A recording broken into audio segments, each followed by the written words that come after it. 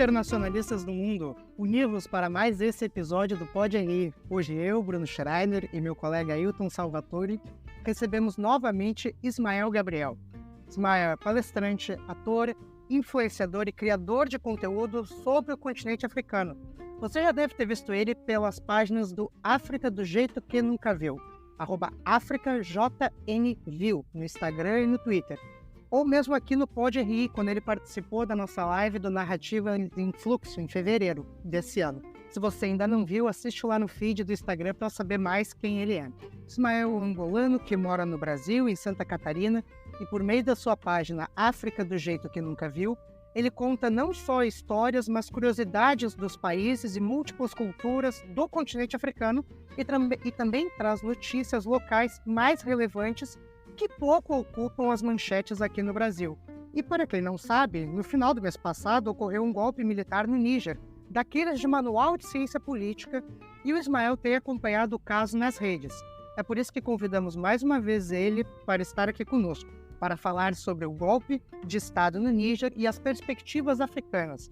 Ismael, seja muito bem-vindo ao Pode RI mais uma vez. Muito obrigado por ter aceito o nosso convite. Muito obrigado, Bruno. Prazer imenso novamente falar com vocês aqui da Pode RI.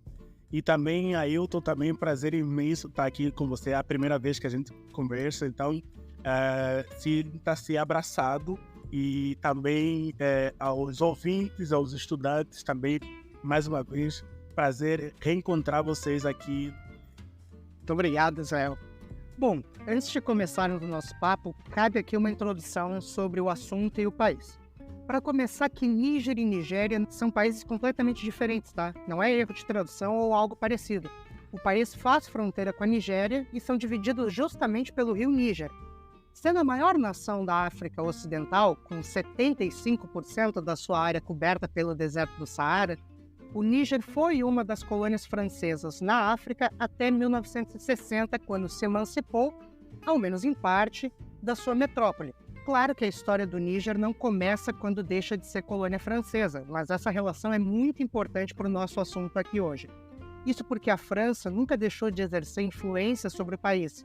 Haja vista que o Níger é um dos maiores exportadores de urânio no mundo e a França é o país da Europa que mais utiliza energia nuclear. O país fornece cerca de 5% do urânio mundial e é responsável por mais ou menos 30% de todo o urânio utilizado por sua antiga metrópole. Mas isso por si só não explica o golpe de Estado no Níger, claro.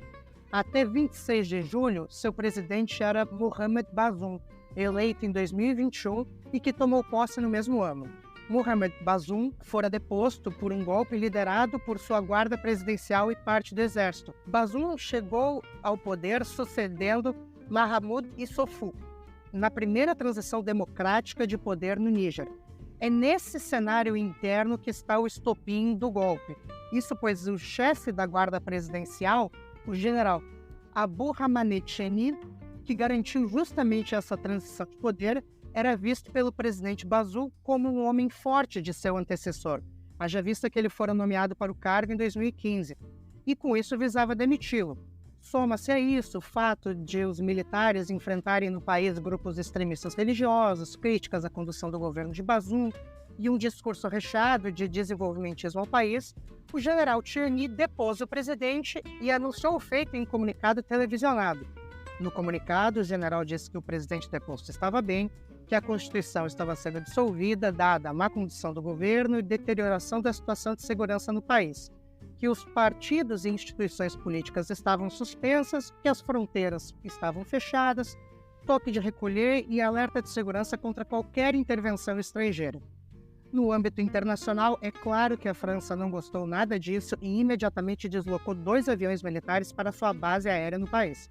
Além disso, esse é o 7º golpe na região do Sahel desde 2020, munido de uma retórica fortemente contrária à influência ocidental na região e visa uma maior aproximação com a Rússia.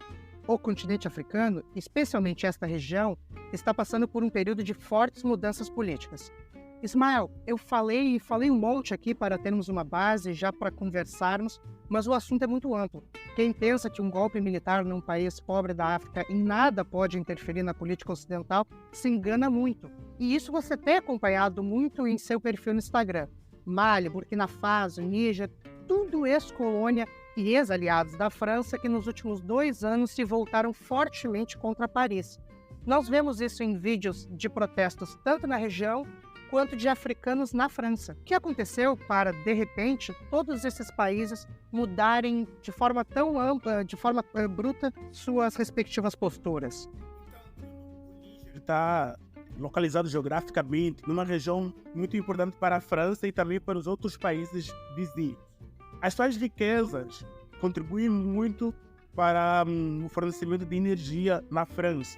Ou seja, enquanto o urânio do Níger fornece energia para a França, a maior parte da população do Níger vive às escuras.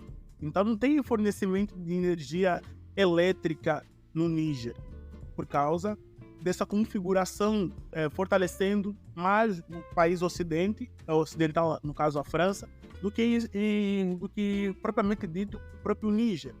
Então, o presidente Tiani, o general Tiani, que assumiu essa junta militar do golpe de Estado, eles pretendem, com isso, restituir a configuração que se deu no Níger, né? Que era priorizar primeiro as potências europeias, né? As outras potências, do que o próprio povo. Então, o presidente Bazoum, a governação do presidente Bazoum desde 2021, ele estava priorizando mais outros países, né, do que propriamente dito o seu país de origem. Então, por isso que se configurou o golpe de Estado. Esse golpe de Estado, para as pessoas terem uma ideia, o Bruno citou aqui um número de golpes de Estado que já teve na parte ocidental do continente. É diferente por quê?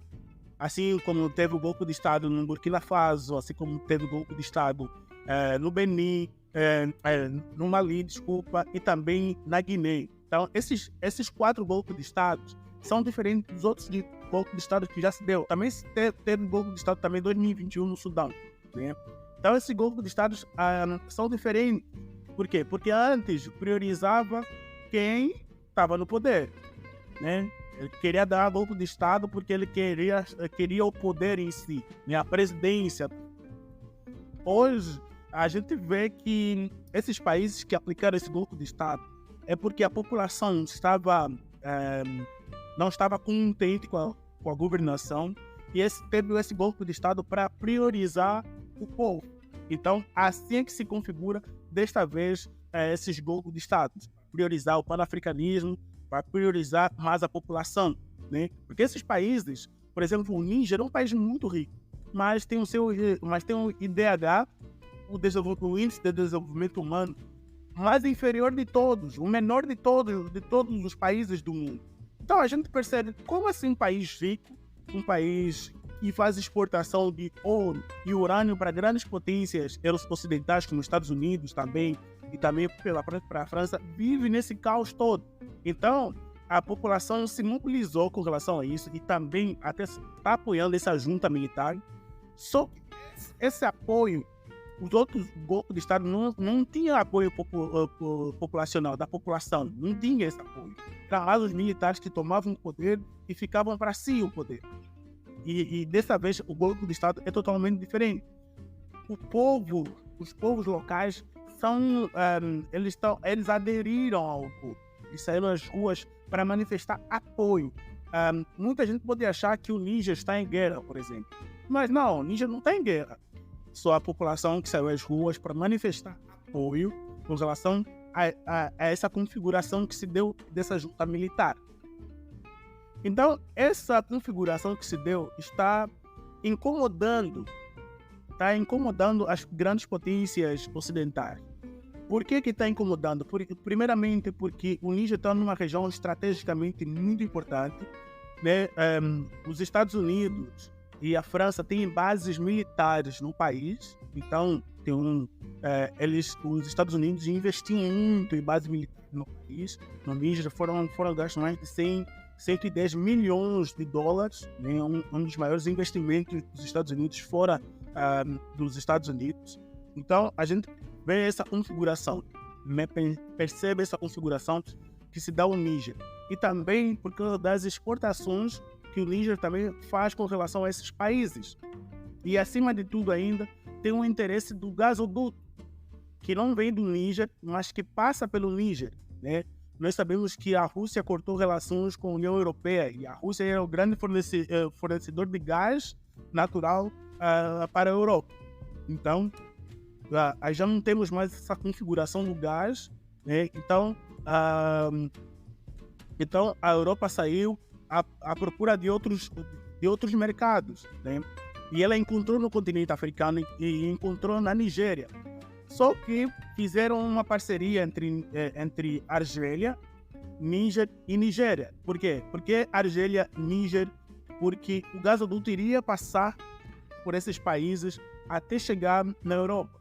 Então, se o Níger hoje falar não queremos mais nenhuma tropa, já falou, caso, não queremos mais nenhuma tropa americana nem francesa aqui.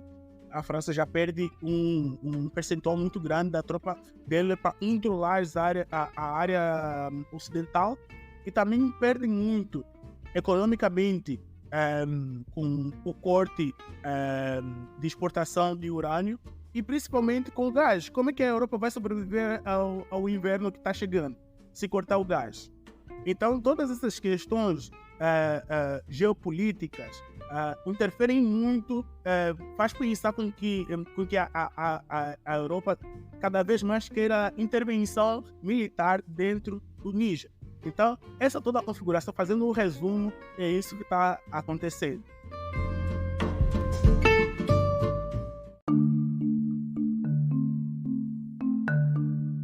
Já que você falou dessa configuração, dessa nova característica desses golpes de Estado, né, no Níger e nos outros países que você citou, que eles têm uma retórica muito forte, né, anti-neocolonialista contra a França e outras potências.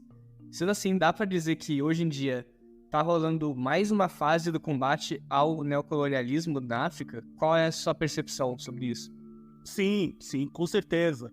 Né? Como já dizia o Kwame Nkrumah, né? O neocolonialismo é a última etapa do imperialismo. Né? O neocolonialismo é a última etapa do imperialismo. Inclusive tem o livro do Kwame Nkrumah é esse título. Né?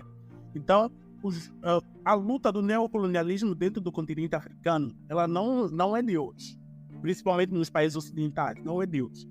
Os grandes líderes africanos, que são chamados heróis da libertação do continente africano, como Kwame Nkrumah, Thomas Sankara, Patrice Lumumba, todos esses são líderes, Amílcar Cabral, são líderes revolucionários dentro do continente africano. Então, eles já lutavam contra essa configuração dentro do continente africano. Mas nós sabemos como que eles terminaram os seus mandatos. Né? Muitos foram perseguidos. Kwame Nkrumah foi perseguido até ser deposto. Thomas Sankara foi assassinado, Patrice Lumumba foi assassinado, Sylvanus Olympio foi assassinado. Então, todos esses presidentes que lutavam contra o neocolonialismo, contra a presença europeia no continente africano, sofreram golpe de estados ou foram assassinados. Então, a gente tem essa configuração do neocolonialismo dentro do continente africano. Por que a França tinha grande interesse sempre, as grandes potências tinham grande interesse no continente africano? Nós sabemos, por causa dos recursos minerais que os países africanos têm. Né? A capacidade dos países africanos em produzir esses minerais é tamanha que a França, as potências ocidentais não querem ficar assim. Porque, sabem, o antigo presidente da França, chamado Jacques Chirac, que infelizmente já faleceu, ele era chamado de amigo da África. Por que era chamado amigo da África? Porque ele tinha uma relação muito próxima com o continente africano. E ele uma vez disse que a França, ser um continente africano, a França é um país do terceiro mundo. Então, imagine um próprio presidente reconhecendo isso, que a França, ser um continente africano, é um país do terceiro mundo. Então, as riquezas da França, a França não produz nada. Não tem grande produção para sustentar a sua economia. Não tem. Então, a maior parte da economia da França vem da África. Imagina, a França não tem minas de ouro, não tem minas, né, de ouro. Mas ela tem reserva de mina no seu banco, de reserva de ouro no seu banco. Como que um país que não tem minas tem reserva de ouro no seu banco? Onde é que saiu isso? Então, a gente sabe de onde saiu. Ismael, conforme a gente falou na introdução, o Níger não é um país irrelevante no cenário geopolítico, especialmente quando a gente olha para o urânio. Imediatamente a França se mobilizou e até o momento nenhuma grande potência reconheceu a junta militar que tomou o poder. Muito pelo contrário, os Estados Unidos e a União Europeia manifestaram seu apoio ao presidente deposto e aumentaram a pressão sobre a junta militar que tomou o poder. Já a União Africana chegou a exigir o restabelecimento da ordem constitucional. Como você vê que o Níger hoje pode se posicionar junto a esses atores, especialmente junto aos demais países e instituições africanas? Primeiramente, a gente tem que pensar que o Níger é um país soberano. Então, se ele tem todo e qualquer país, ele é soberano, né? Teoricamente, nenhum outro país deve interferir na economia, na política, sem a permissão de um outro país. Então, essa configuração faz com que o Níger continue batendo o pé, dizendo que não, nós não vamos recuar, porque nós somos soberanos, né? Nós é que sabemos o que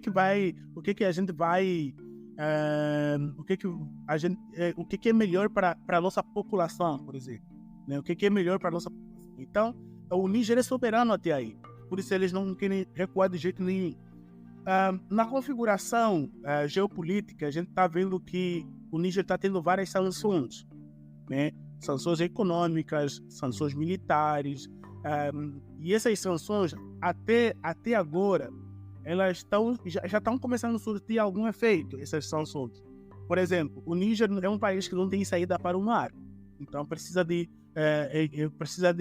importação, e essa importação passa pela Nigéria. Então, a Nigéria é o canal, e a Nigéria é contra essa junta militar. Então, fez o corte, né? Ou seja, nenhum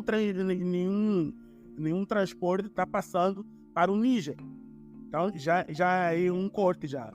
A outra sanção é o corte também de abastecimento de energia elétrica, né? O Níger está construindo a sua hidroelétrica, né, para alimentação de energia no seu país, mas ainda não está na fase final. Então ainda depende da energia que vem da Nigéria. E ainda assim, a Nigéria foi lá, cortou também esse laço também que eles têm. Então, os países africanos, com a CEDEAO, para quem não sabe, a CEDEAO é a Comissão Econômica da África Ocidental, né? Ou seja, é o conjunto dos países da África Ocidental, né? Como, por exemplo, Níger, Nigéria, Burkina Faso, Mali, Benin, Senegal, Gâmbia, Libéria, Serra Leoa, Costa do Marfim, Gana. Todos esses países fazem parte da África Ocidental. E grande potência, a maior potência da África Ocidental é a Nigéria. Curiosamente, a Nigéria também que está presidindo hoje a CEDEAO. Então, a Nigéria está comandando tudo. E isso tudo tem o apoio dos Estados Unidos, que só estão olhando, estão nos defendendo e esperando o momento certo para falar, não, ataquem. Entende? Então, os Estados Unidos sabem como a Nigéria é um país pró-Ocidente, né? Tem uma boa relação pró-Ocidente, tem uma boa relação com a Inglaterra, tem uma boa relação com os Estados Unidos. Então, ela também tem esse respaldo também dos Estados Unidos, né? Em manter, em fazer de tudo para que haja uma intervenção militar dentro do país. E essa configuração que se dá pode levar a um conflito armado, né, na região. Pode configurar um conflito armado. Primeiramente, até o Níger, ele falou assim, presidente Bazoum, deposto, ele tá bem, tá na sua casa, lá, colocaram ele na casa, mas falaram assim, se vocês invadirem, se as outras tropas invadirem o Níger, a vida do presidente Bazoum pode ser afetada também. Então, tem todas essas questões que estão sendo colocadas à mesa e analisadas. Até onde vai o diálogo e até onde pode começar o conflito. Aproveito aqui para ressaltar que a gente está gravando esse episódio na tarde do dia 11 de agosto, e ontem, dia 10, a CDAO ordenou a mobilização imediata de sua reserva, dias depois de expirar um ultimato que a CDAO deu contra a junta militar no Níger. O bloco garante que, abre aspas, todas as opções, fecha aspas, estão em cima da mesa. Exatamente isso que o Ismael acabou de colocar. Não entendi. Agora falando um pouco mais sobre esse panorama geral da região e menos do Níger especificamente. Desde 2020, como você já citou, tivemos diversos golpes de Estado na região e junto também se chama forte esperança da população para que haja eleições, né, de volta nesses países, esperando uma volta à normalidade aí por parte da população. E também era uma população que queria eleger pessoas que tinham na pauta, né, o combate ao neocolonialismo e o desenvolvimento, né, do próprio país, e não voltado para as potências ocidentais. Porém, assim, no governo transitório do Mali, por exemplo, ele promete eleições desde 2021, mas isso ainda não aconteceu. E visto isso assim, será que essa instabilidade política na região agrava ainda mais a questão da segurança, visto que está acontecendo no Níger? Ou até mesmo, se você quiser, até que ponto a gente pode comparar, né, o próprio Thomas Sankara, que foi um dos líderes pan-africanistas que você citou algumas respostas atrás, com esses novos líderes que reivindicam a soberania dos países da região? A segurança, por exemplo, o Mali, no caso, ele prometeu que teria as eleições. Nós sabemos que o governo de transição ela é um pouquinho demorado, levam 2, 3 anos no máximo fazer a transição. Por exemplo, agora no Níger, essa semana foi nomeado um novo governo de transição, né? Ontem dia 10 foi nomeado esse governo de transição, no qual é composto por 21 ministérios. Então, esses governos levam algum tempo para fazer essa transição, né? Esperamos que, assim eu também espero que o mais breve possível haja as eleições, né? É preciso ter as eleições, né? Quanto à comparação com os líderes, né? Por exemplo, Thomas Sankara, que é o mais citado, esses líderes estão sendo, principalmente o Ibrahim Traoré, né? Que é dito como novo Thomas Sankara, né? Eles têm essa configuração por causa do discurso panafricanista, né? O discurso panafricanista. O panafricanismo é uma definição muito simples, muito, como dizem, terra, né? É falar que é o africano no centro, né? É o africano no centro, o panafricanismo. Então, esse discurso visa a fala desses novos presidentes visa o estabelecimento da prioridade, que é o povo no centro da prioridade do governo. Então, esses governos de transição estão com essa, como é que eu posso dizer? Estão com esse planejamento de fazer com que a população seja a prioridade e assim elevar cada vez mais o nível de bem-estar dentro do território, né? Então, por isso, as falas do Thomas Sankara também eram essas, né? De que ontem estava vendo uma entrevista do Thomas Sankara 3 meses antes do seu assassinato. Ele falava, 3 meses antes, ele falava que abaixo o imperialismo, abaixo o neocolonialismo, a gente não pode permitir isso, né? Então, esse é o mesmo panorama que a gente vê desses novos líderes. Assim como aconteceu com Thomas Sankara, aconteceu também por exemplo, com Patrícia Lumumba, aconteceu também com Amílcar Cabral. Então, eram pessoas que eram contra a presença colonial dentro do continente africano. E esses líderes também têm esse mesmo pensamento, né? Então, por isso que existe essa comparação desse movimento que está tendo, né? Então, o continente africano está despertando. A maior parte dos presidentes africanos, sendo aqui claro e sincero, eles não são pautados nos princípios pan-africanistas. Não são. Por isso que priorizam o Ocidente do que os próprios povos. Teve um presidente na Tanzânia, hoje já é falecido, John Pombe Magufuli. Ele faleceu de ataque cardíaco 2 anos atrás, agora, durante a pandemia, ele faleceu de ataque cardíaco. Durante os seus 2 mandatos, ele não chegou a viajar para nenhum país fora da África. Ele falou o quê? Eu prefiro viver e trabalhar para o meu povo. Para o meu povo. Eu não vou sair buscando ajuda, sabendo que eu posso ir aqui num país vizinho e pode me ajudar. Então, esse movimento não está tendo só agora. Não é só agora que está sendo boom, está sendo muito falado e tudo mais. Mas eu já venho acompanhando esse movimento de 3 anos para cá. Então, tenho visto que cada vez mais países africanos vão surgir com esse movimento.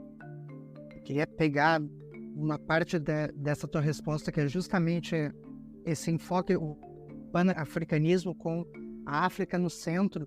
Uma das coisas que eu vi muito em análises de cientistas políticos, tanto americanos quanto europeus, isso é bom deixar claro, é que na verdade, a África estaria deixando de ter influência de algumas potências para ter de outras. E aí, esses especialistas apontam Rússia e China como as novas potências que estão exercendo influência sobre a África. Especialmente se fala muito da Rússia por meio da utilização do grupo Wagner em alguns países, e daí a gente pode decorrer para um outro debate muito amplo e específico.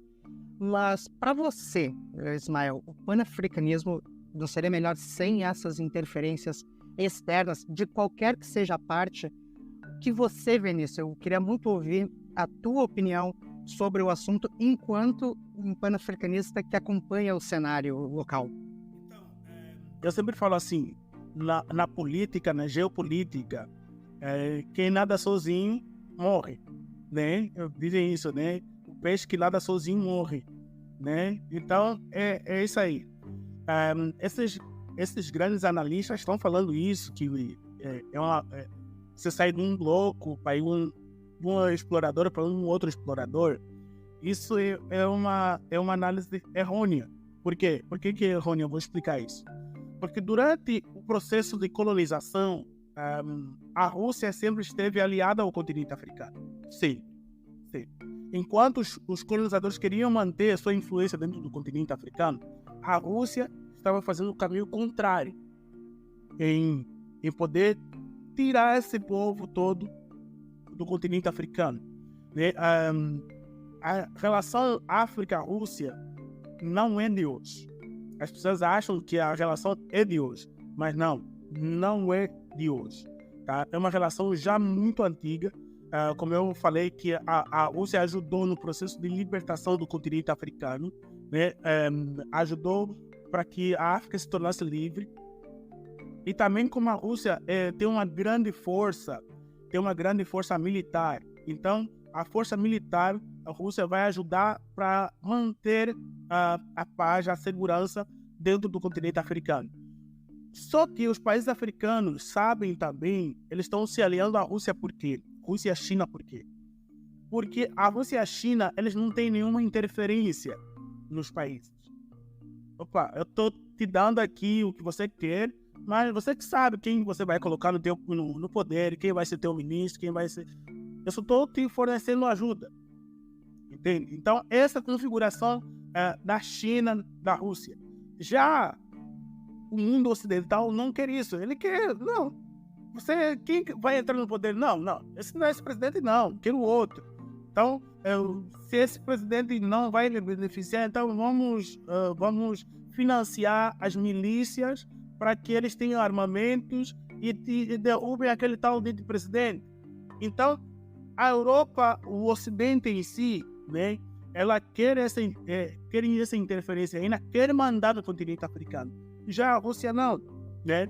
E eu sempre falo, na política, pessoal, caros ouvintes, estudantes, colegas, na política não existe bobo, não existe, entende? Não existe o santo da corte, não existe. Eu vou falar tanto dos países africanos, tanto dos países ocidentais como orientais. Não existe isso. Até mesmo o Brasil não está ajudando a Venezuela lá, porque ele tem mais dinheiro e é muito bom. Mas, quando precisar, o Brasil vai cobrar da Venezuela. Sabe a dívida que eu te dei? O dinheiro que eu te emprestei da outra vez? Então, eu quero, agora é a minha vez de beneficiar, quero isso, aquilo. Sim, a política, né? Então, a política você tem que sempre se aliar aos mais fortes. Por que foi criado o BRICS? É para bater de frente com a OTAN, né? Então, com certeza, os países que fazem parte da OTAN, eles agora estão com medo por causa das potências que os países dentro do BRICS estão se configurando. Por exemplo, do outro lado, de um lado tem a União Europeia, os Estados Unidos, Canadá.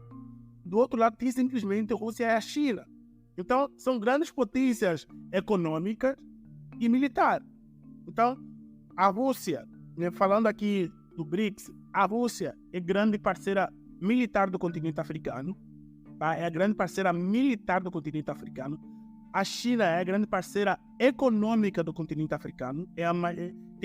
Tem a maior parceria econômica com o continente africano. A Índia, que faz parte do BRICS também, é um dos maiores parceiros farmacêuticos do continente africano. E o Brasil é também um dos maiores parceiros comerciais do continente africano. E tem a África do Sul, que é uma das maiores potências do continente africano. Ou seja, então está se configurando grandes aliados também. Então, por exemplo, a África do Sul não se manifestou contra o governo do Níger, por exemplo. Por quê? Porque tem a Rússia do lado também. Entende? Então, agora que surgiu um nome de países que provavelmente vão aumentar mais o número de participantes do BRICS, tem nada mais do que a Arábia Saudita na lista. Então, a Arábia Saudita é uma grande potência petrolífera.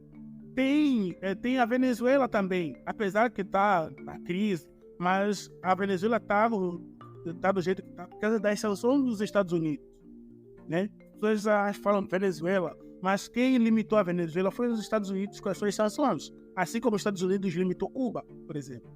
Cuba também que está dentro dessa lista dos países que querem participar do BRICS. Então, a gente vai ver que do lado tem a União Europeia, os Estados Unidos e Canadá. Do outro lado tem também grandes potências, grandes economias.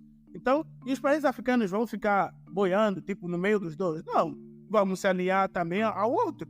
Se outro quer interferir no nosso governo, vamos se aliar a quem não quer interferir em nada. E assim que se faz a geopolítica, assim que se faz a política. Não, perfeito. E continuando nesse assunto, assim, já que a gente falou um pouco da Rússia e da influência, parceria que a Rússia tem na região, acho que vale importante citar que nesses últimos dias, enquanto acontecia todas as movimentações do Níger, estava ocorrendo em São Petersburgo, na Rússia, a cúpula Rússia-África, onde tinha a presença de 49 delegações de países africanos e entre eles 17 chefes de Estado, e todos eles se reuniram com o presidente Putin para tratar de acordos comerciais, parcerias estratégicas entre Rússia e países africanos, até, por exemplo, o comércio de grãos, por exemplo. E eu li no jornal até uma das análises que foi feita, que, entre aspas, a Rússia catalisa um sentimento anti-ocidente no Níger e em demais países da África. Com a movimentação da guerra da Ucrânia ainda como um pano de fundo, o golpe no Níger agora vira um novo palco de disputa geopolítica entre a Rússia e o Ocidente, fecha aspas. Essa foi mais ou menos a visão do jornal. É um jornal também aqui ocidental, mas essa é a visão que está sendo reproduzida. Então eu gostaria de saber qual que é o seu ponto de vista sobre isso. Você concorda? Como você acha que a Rússia pode influenciar as movimentações nessa região também? A Rússia, ela está se movimentando no quesito de segurança para os países, nesse momento de provável invasão, né? De provável intervenção militar. Então, a Rússia está aí protegendo. E até a Rússia também já manifestou esse interesse. Falou, não, vou deixar que eu protejo vocês. Por isso que o grupo Wagner está no continente africano, né? Em prontidão para qualquer coisa, para qualquer momento poder agir, né, também, né? E ainda assim, os outros países, como, por exemplo, o Mali, o Burkina Faso, também são aliados do Níger. Então, esses países também estão em concordância com a Rússia. Então, a gente vê uma batalha geopolítica. Mas essa batalha geopolítica não vem de hoje, tá? Entre a Rússia e o Ocidente. Não vem de hoje. Como eu falei, nas lutas de independência dos países africanos, a Rússia era a favor dos países africanos. Já os países ocidentais queriam a permanência deles no continente, por exemplo. E temos também outro caso da Guerra Fria. Não sei se vocês já ouviram falar da Guerra Fria. Guerra Fria, uma das Guerras Frias aconteceu em Angola, especificamente em Angola, no qual a Rússia estava do lado, os Estados Unidos estavam do outro lado. Então eles estavam fornecendo armamento e estava tendo guerra em Angola, no meu país. Então a configuração é sempre assim, onde tem a Rússia de um lado, os Estados Unidos e o Ocidente do outro lado. Sempre foi assim e sempre vai ser assim, né? Assim se configurou também no socialismo, por exemplo, também no marxismo. Era sempre assim, capitalismo do outro lado, socialismo do outro lado. Então, é essa configuração das guerras geopolíticas, das guerras mentais, né? Como se diz. Eu queria voltar um pouquinho na questão de segurança. É algo que nós vimos a junta militar que tomou o poder no Níger falar. Justamente quando se fala a questão de segurança, e a gente eu digo ocidentais, que não acompanham notícias locais da África, quando se acompanha alguma coisa, quando aparece alguma coisa no jornal, ou o Estado Islâmico fez alguma coisa, ou a Al-Qaeda, ou o Boko Haram, presentes na região do Chad e do Mali, que são vizinhos do Níger. E analisando historicamente como foi na Primavera Árabe, esses grupos sempre se aproveitam de momentos de crise para ascender politicamente em regiões estratégicas, o que não é diferente na África Ocidental. Será que esses movimentos revolucionários, eu coloco entre aspas esses movimentos, não facilitam mais a atuação de grupos extremistas? Ou como será a situação na região agora sem o apoio militar que nós vimos, então, até frequentemente da França? Como tu muito bem colocou, o apoio militar da França nunca foi dado de graça, sempre tinha alinhado aos interesses franceses, mas havia uma presença, e a França, especialmente a França, falava, a gente está lá para combater grupos jihadistas, a gente está lá para combater grupos jihadistas, e agora tiraram, ou querem tirar a França de lá. Como tu vê que esses movimentos extremistas e, por vezes, fundamentalistas, podem interferir agora ali? Esses grupos extremistas, eles sempre tiveram um financiamento. Sim. Pergunto como é que eles se eles são tão se o controle de armas é tão rígido, a venda de armas é tão rígida, como é que esse povo consegue armas? Tem arma e caminhonete para fazer tudo, né? Exatamente isso, né? Então, esses grupos extremistas são financiados, principalmente financiados para causar, para ter um caos muito grande em uma determinada região.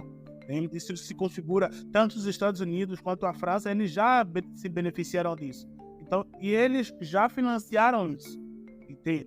Então, mas essa configuração se dá, por exemplo, agora que alguns grupos terroristas que estavam aprisionados foram libertos pela França.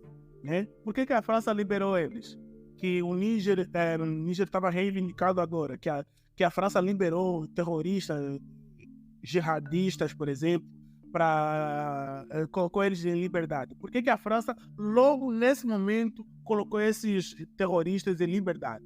Para quê? Como, será, bons amigos? França sentiram dó deles? Não, peraí. Acho que vocês já ficaram presos demais, vamos liberar vocês aqui. Então, a França também não é boa. Entende? Então, eles com certeza vão tentar tumultuar a região, vão tentar trazer um caos extremo para que haja alguma manobra para eles reverterem essa situação, né? Porque já pelo diálogo, o Níger não quer nada. O Níger rejeitou qualquer forma de diálogo com os países ocidentais, com a CEDEAO, com a União Africana. Rejeitou todas. Por quê? Porque ele quer restabelecer a sua soberania. Então, é assim que se configura a questão de segurança no continente. Então, o apoio do Grupo Wagner, por exemplo, pela Rússia, se configura nesse panorama de segurança.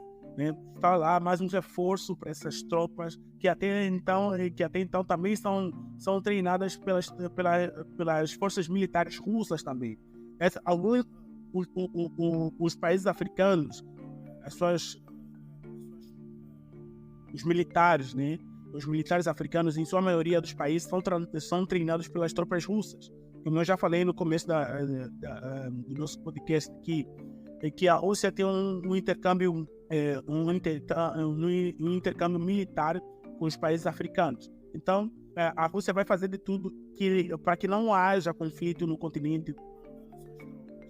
Eu acho legal pegar isso que o Ismael comentou sobre a influência da França na região. Convido o ouvinte para tentar imaginar num outro ângulo, tentar se colocar no ângulo da França. Hoje, o Macron, presidente da França, mas para mim é bem claro, tá certo, nós estamos tendo um conflito que opõe Rússia e União Europeia, e a União Europeia está buscando um líder desde que a Angela Merkel saiu. Meio que todo mundo só sobrou o Macron para apostar em cima, e ele só coleciona perdas geopolíticas. Ele está perdendo na África, especialmente, e isso a gente vê, se o ouvinte começar a pesquisar notícias, jornais, periódicos franceses, isso se aponta. Os franceses percebem que estão perdendo influência na África e isso é péssimo para o Macron, que perde na África, perde junto à Rússia, perde junto à União Europeia.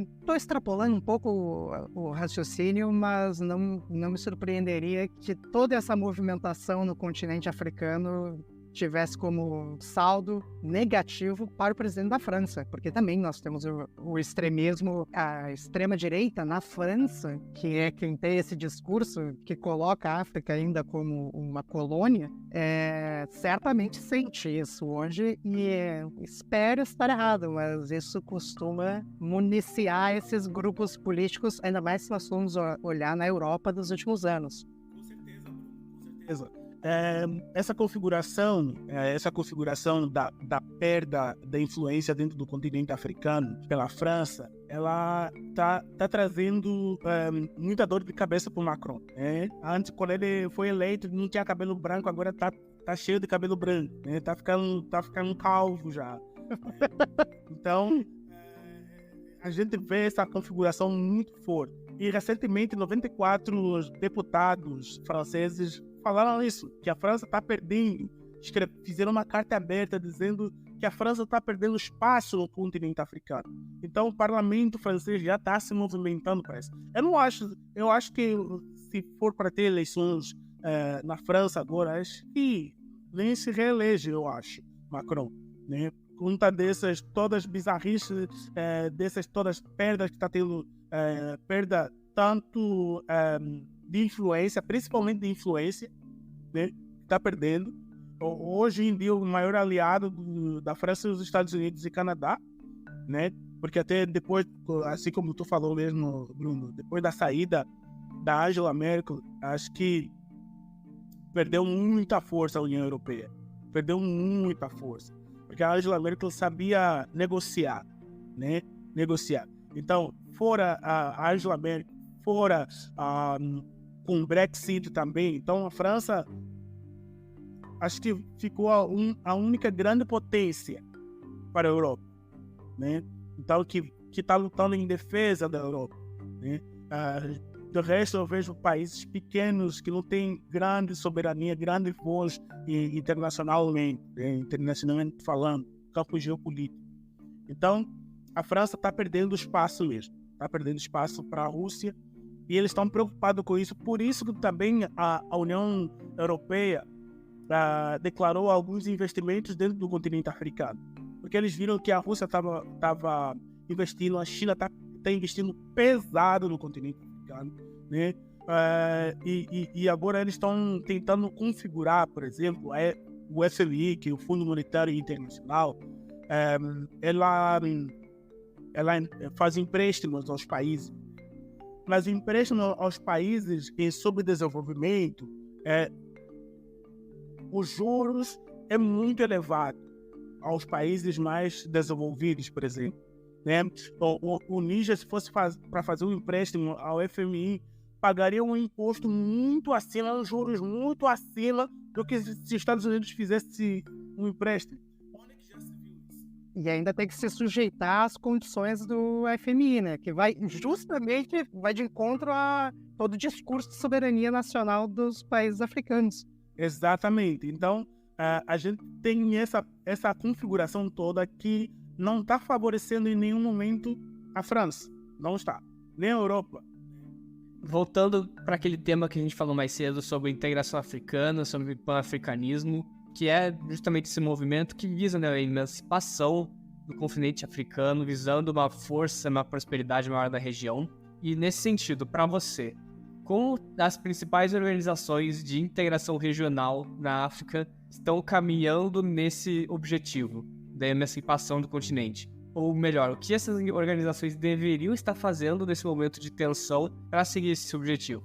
Por exemplo, a CEDEAO vem sendo até muito criticada, né, por alguns jovens africanos até, que vê uma forte influência ainda de países do Ocidente na organização, e os militares do Níger também até recusaram a entrada no país, dada a ligação da CEDEAO e também da União Africana e até da ONU. Então, como pode ser alcançado esse objetivo de emancipação, de integração do continente, se ainda tem muitos interesses distintos dentro do continente? Então, como nós falamos no começo, falamos sobre essa configuração da CEDEAO.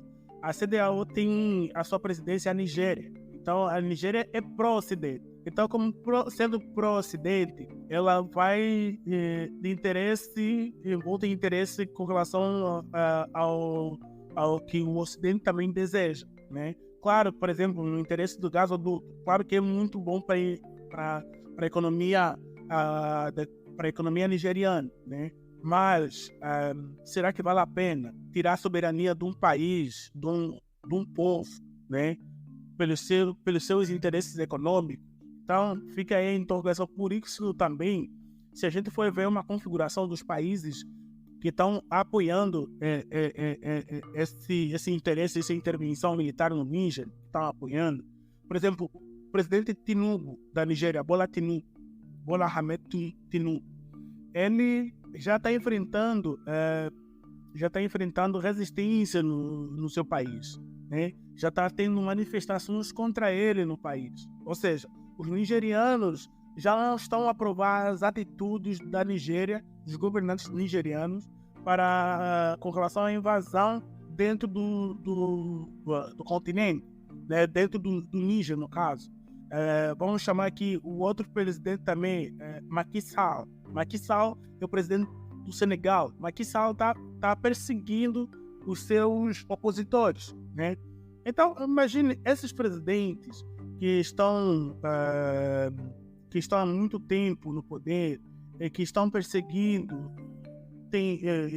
seus opositores, tem uma grande resistência da população. Por que o Ocidente também não vai lá e fala, não, vocês não estão governando bem, saia do vosso poder e fica de lado e deixa um outro presidente assumir? Por que a gente não vê isso? Porque eles são... a União Europeia, ela está estável no seu momento. Ou seja, tem alguém lutando por mim, tem a CEDEAO lutando por mim, tem a União Africana lutando por mim. Para que eu vou intervir? Entende? É só dar um telefonema, Macron liga para o presidente Tinubu e fala, eu acho que essa ideia é isso, se vocês acharem melhor, vocês façam lá. Não, Tinubu vai falar, não, beleza, eu vou lá e falo isso. Entende? Ontem teve a configuração, ontem teve a reunião da cúpula da CEDEAO, da comissão da CEDEAO, né? E o presidente Tinubu falou que vai ter o diálogo primeiro, mas se for preciso vai intervir com forças. Mas será que com forças militares não terá mortes de civis? Então, você quer matar civis para que o teu desejo como país vizinho se estabeleça. Não faz sentido nenhum. Entende? Se o país que teve golpe não está em guerra, não tem conflito. E seria um conflito interno dentro de um bloco africano gerado justamente por uma entidade que quer evitar isso, né? Essas instituições, para o ouvinte que não sabe, o continente africano é repleto de instituições de integração, Banco Pan-Africano, a CEDEAO, como a gente está conversando aqui, e justamente eles visam não ter um conflito, né? Só que agora a gente está vendo uma briga interna ali. Exatamente. E também, se for para ter conflito, vai na contramão do que o próprio continente africano deseja. Vai totalmente na contramão. Por quê? Porque existe a Agenda 2063. A Agenda 2063 é uma configuração que se teve, né, a agenda que os países africanos sentaram, disseram que até 2063 não pode ter nenhum conflito armado em qualquer país, em nenhum país africano, em nenhum pode ter conflito. Então, se eles estão configurando isso, ou seja, estão indo totalmente na contramão da Agenda 2063. Então, a gente percebe isso, né? Então, eles vão contra o panafricanismo, e também estão indo contra a Agenda 2063, que a própria União Africana protocolou. Então, tem algo que não está batendo aí, né? As contas não estão fechando. Sim, são as organizações que deveriam integrar os países do continente não estão a favor do interesse do ocidental, estão contra os próprios princípios até mesmo, né? Não, porque o presidente é que ganha. Sim. O presidente ganha. Por exemplo, vamos falar aqui do presidente Paul Biya. Não sei se vocês já ouviram falar. O presidente Paul Biya é o presidente dos Camarões. O presidente dos Camarões, ele não vive nos Camarões. Passa a maior parte na França e na Suíça. E já faz muito tempo que ele está no poder e a França não fala nem tchô nem tchá. Entendeu? Por quê? Porque beneficia a França. Entendeu? Então, a gente percebe toda a configuração do continente africano que é baseada num título. Interesse. É tudo interesse. Ismael, tu acha que, vendo as reações que tiveram ao golpe no Níger, ficou bem claro a postura da junta militar? Que, tipo, eles são, como tu muito bem destacou, eles são irredutíveis. Não, ninguém vai se meter aqui. E a gente viu, de novo, ressalto, tiveram imagens de protestos na capital do país e muita gente apoiando, realmente apoiando a junta militar, apoiando o discurso da junta militar e uma aproximação maior à Rússia. Como tu acha que vai se dizer? Ainda é cedo, porque a gente está falando isso no calor dos acontecimentos, mas como tu acha que vai se desenrolar o cenário político no Níger? Pode ser, tu acha que pode ser, ali tem uma guerra iminente, ou pelo contrário, a gente tem ali um ponto de virada muito importante na política africana? Não como um todo, né? Mas um ponto ali, ó. Este ponto aqui é um marco no posicionamento geopolítico do continente. Sim, com certeza, com certeza. E com certeza essa virada, ela está influenciando outros países e outros povos. Por exemplo, eu em Angola, a gente já vê isso. Nossa, nós também precisamos dessa revolta aqui em Angola também. Precisamos também que o povo saia à rua e fale sobre isso, saia às ruas, manifesta isso. Vamos tirar o tal dito presidente do poder porque ele não está ajudando a gente. No Senegal também está tendo isso, manifestação, apesar que o presidente Macky Sall está perseguindo os seus opositores, mas a população está saindo à rua. A semana passada, o presidente Macky Sall suspendeu o TikTok, o aplicativo TikTok foi suspenso no Senegal. Por quê? Foi suspenso no Senegal porque os jovens estão fazendo vídeos na internet falando sobre essa revolta. Pessoal, olha o que está acontecendo no Níger. E o nosso presidente está perseguindo os opositores. O que a gente tem que fazer? Vamos sair às ruas. O presidente sentiu medo. Isso é o medo. Se sentiu medo. né? Se ele vai desligar a internet do país, é porque ele sentiu medo, né? Então, se sentiu perseguido. Então, se ele está fazendo isso, é porque já tem algum ponto de virada aí. A população africana também se está despertando para essa nova configuração, né, dos países que revolucionaram. Eu acho que quando teve o primeiro golpe de Estado foi no Sudão, depois vem Guiné, depois vem o Mali, depois vem o Burkina Faso e agora o Níger, né?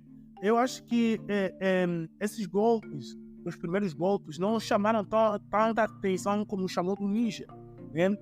Eu não soube do golpe do Estado do Burkina Faso. Foi no dia 31 de janeiro. Mas eu, sinceramente, não. Eu mesmo também, falo assim, como criador de conteúdo, não botei fé. Não vai dar em nada isso aí, né? Mas agora estamos vendo com o Níger, que a população está falando, opa, tá acontecendo alguma coisa aqui, precisamos de olhar com atenção o que está acontecendo. Então, essa é a configuração que se dá essa revolta. Para os ocidentais, os analistas ocidentais e os políticos ocidentais, eu acho muito legal e irônico, porque tem analista falando que não, a França tem que intervir lá e tudo mais, é uma junta golpista que vai acabar com tudo, só que daí a gente pega e tu consegue transpor esse mesmo discurso para o conflito na Ucrânia e para o conflito que existe entre China e Taiwan, o que deixa os analistas e internacionalistas no mundo numa saia justa horrorosa. Aí os analistas puxam para a sardinha do seu país também. Claro. Se é um país ocidental, ele vai puxar para a França, vai puxar. Por isso, a gente vê por isso que Burkina Faso suspendeu todas as emissoras da França. Porque as emissoras da França, por exemplo, a France 24, a França 24, é um jornal, uma rede televisiva, né, sensacionalista mesmo. Estavam falando por que, por exemplo, teve uma entrevista que eu vi, que o analista perguntou por que o continente africano quer ter essa revolução sabendo que eles não são capazes de governar um país. Não, o entrevistado falou, peraí, como assim a gente não é capaz? Se vocês saírem do nosso país, a gente vai mostrar para vocês que a gente é capaz. Mas vocês não perdoaram, não perdoaram o colonialismo. Oi? Perdoar o colonialismo? Tem certeza que a gente tem que perdoar o colonialismo? A gente perdoou o colonialismo, mas a gente não esqueceu. A gente pode perdoar o colonialismo, mas a gente não esquece que vocês colonizaram a gente. Que vocês querem cada vez mais sugar os nossos recursos. Então, o que uma coisa tem a ver com a outra, né? A gente quer expulsar vocês para a gente ser independente. Né? A gente manter vocês aqui, vocês todo e qualquer momento dizer o que a gente tem que fazer.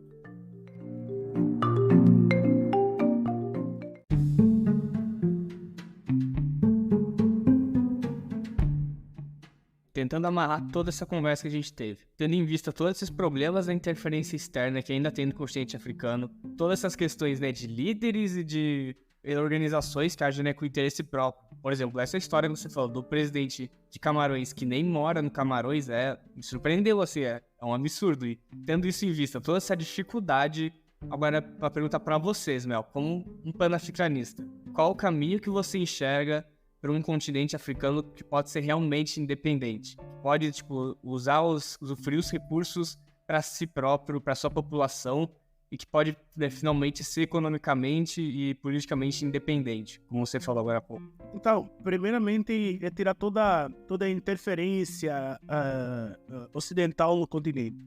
Começa por aí, né? Começa por ali.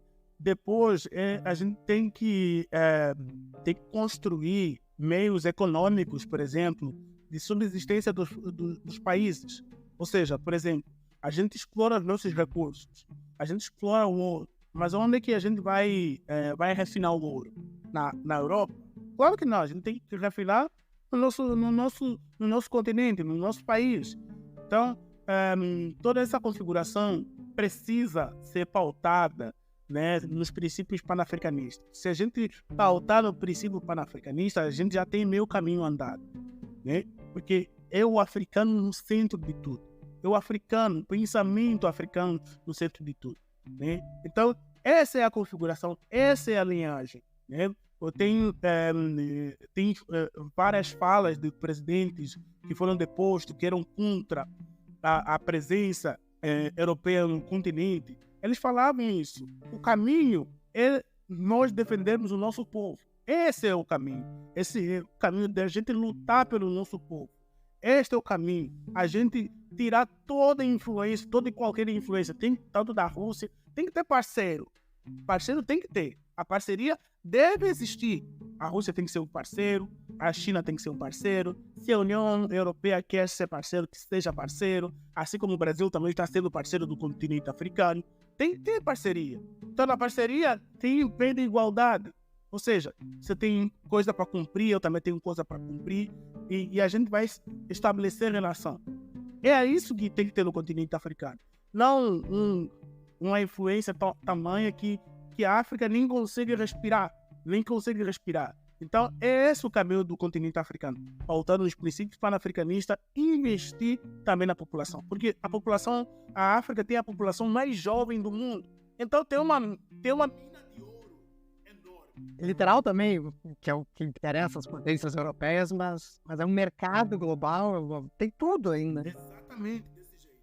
Então, tem tudo no continente africano. Por que as grandes empresas querem tanto investir no continente africano? Porque eles percebem que é grande, que é uma mina de ouro. Como o próprio Mark Zuckerberg já falou, que a África é como um diamante a ser lapidado. É um diamante a ser lapidado. E as pessoas sabem da potência do continente africano. Por isso que os europeus não querem que a África prospere. Por exemplo, tem o Zimbábue, ele quer lançar uma moeda baseada no seu ouro, no ouro do país. Mas só que a FMI não quer, o Fundo Monetário Internacional não quer, porque sabe que se lançar essa moeda vai superar o dólar, vai superar o euro, vai superar a libra, e eles não querem isso, entendeu? Mais uma vez, a gente não pode permitir que outros países tenham essa tamanha interferência dentro do continente. E por fim, eu tenho uma pergunta que eu me deparei quando eu estava escrevendo esse roteiro. Aonde nós, universitários brasileiros e pesquisadores, podemos encontrar notícias e informações fidedignas sobre a África por meios africanos? Eu digo isso pois, enquanto eu escrevi esse roteiro, eu mais encontrei jornais dizendo que outras potências ocidentais falam sobre a África do que o que os atores africanos falam e produzem sobre si mesmos. Onde podemos encontrar esse ponto de vista? E mais uma vez, fica a dica aqui para o ouvinte conferir o ótimo trabalho do Ismael no perfil África do Jeito Que Nunca Viu, @AfricaJNViu. Então, eu sempre falo assim, que nas minhas lives, eu sempre mostro plataformas onde eu pego as informações do continente africano. Né? Eu sempre mostro isso. Eu vou citar aqui 2 sites que eu uso bastante, 3 sites, na verdade, que eu uso bastante. Até posso citar 4. Né? Vai lá, 4 sites que eu costumo pesquisar bastante. Tem o Africa News, né? Africa News. Tem o Africa 21. Tem o Vanguarda Nigéria. E tem também o Africa.com.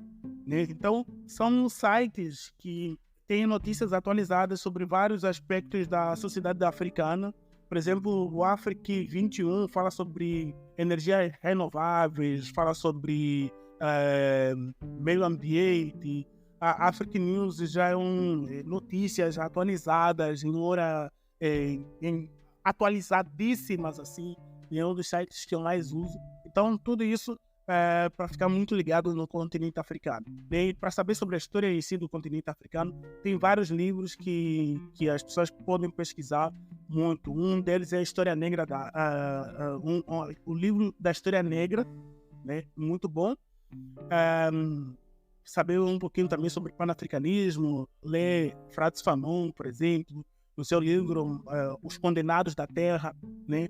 Os Condenados da Terra é um ótimo livro que também fala dessa perspectiva da invasão europeia dentro do continente africano. Tem o livro, deixa eu lembrar aqui, qual o livro, meu Deus, esqueci agora, né? tem Os Condenados da Terra, Pele Negra, Máscaras Brancas, tem o livro da História Negra. Então tem vários outros escritores que falam também sobre isso. Tem os livros de Kwame Nkrumah, né? Esse livro, O Neocolonialismo, a Última Etapa do Imperialismo, é um livro que está em português. Os melhores livros de Kwame Nkrumah não foram traduzidos ainda, não sei porquê, mas esses aí que eu citei são muito bons para pesquisa. Ismael, eu queria agradecer imensamente esse papo. Muito obrigado por ter aceito o convite e ter enriquecido o tamanho esse debate. Espero que os ouvintes tirem muito proveito e se atentem para o continente africano da mesma forma como se atenta para o continente americano, para a Europa e para a Ásia. Não olhar o que eles estão fazendo, mas o que querem, o que estes atores querem, qual a política que eles próprios estão fazendo. E no cenário da geopolítica internacional, a gente vê claramente que a África não é um continente a ser ignorado e que eu daria como certo que ainda vai interferir muito na geopolítica de forças, especialmente no Ocidente. Ismael, muito obrigado por ter aceito esse papo maravilhoso. Deixo aqui o espaço aberto para quem quiser indicar, comentar, convite, o espaço é seu. Mais uma vez, muito obrigado pelo convite. Então é uma honra sempre poder participar e trocar ideias sobre o continente africano, né? Eu vou deixar um recado aqui para os ouvintes, caros estudantes, dizer o seguinte, que a gente enxerga o continente africano, a gente enxerga os Estados Unidos, por exemplo, com o bom moço, o impecável, o que não faz nada, o pacífico, né, que sempre vem para intervir em questões conflituosas. Não enxerguem assim. Os Estados Unidos não é tudo isso, né, que as pessoas que as pessoas têm essa percepção. Não é isso. E também a Europa também não é tudo isso também. A Europa não produz nada e é dependente do continente africano. Eu sempre digo o seguinte: se a gente tirar a África do mapa, assim como se nunca tivesse existido África, a Europa não seria a Europa e o mundo não seria o mundo. Então, o continente africano é muito importante, tanto a sua história quanto a sua cultura e principalmente hoje em dia a sua geopolítica. Ele é muito, mas muito importante. Então, para mais vídeos, para mais curiosidades sobre o continente africano, não esqueçam de vocês me seguirem, de procurarem nas redes sociais para vocês estarem sempre antenados, atualizados do que vem acontecendo no continente africano, quanto à questão de geopolítica, quanto à questão cultural, e estamos aí para isso, né? Para levar a África a um nível e poder esclarecer as coisas sempre do ponto de vista africano, né? Porque a gente vê cada vez mais notícias, né? Sempre ouvi notícias de um ponto de vista europeu, de um ponto de vista americanizado, mas nunca no ponto de vista africano, né? Isso por quê? Porque a África não é considerada uma potência, né? Porque as pessoas sempre pensaram o continente africano como um continente pobre, miserável e tudo mais. Mas as pessoas não sabem quais são as causas que fazem com que o continente possa ser enxergado desse jeito, né? Porque o Ocidente, desde o tempo da escravidão, pintou o continente africano como um lugar de desprezo, né? Então a história já mostrou e tudo mais, o surgimento das ciências, o surgimento das tecnologias foram no continente africano, né? E a Europa, os gregos, os romanos roubaram tudo isso falando que era deles, mas que na verdade não são. Então, tudo isso vocês vão ter conhecimento no África do jeito que nunca viu. Mais uma vez, muito obrigado. E é isso.